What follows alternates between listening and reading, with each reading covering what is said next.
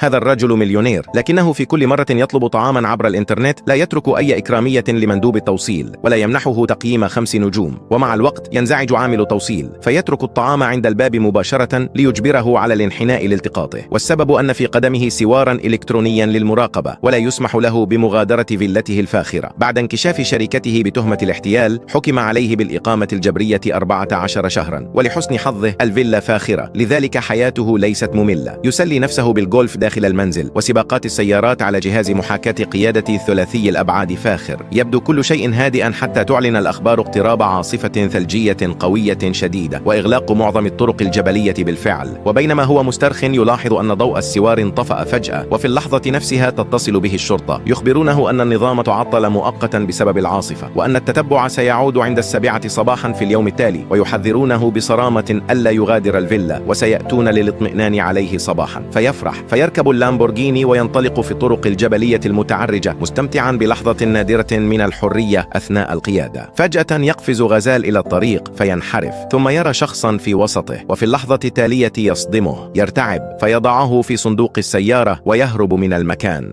لا تنسى أن تصلي على النبي وتضع لايك واشتراك.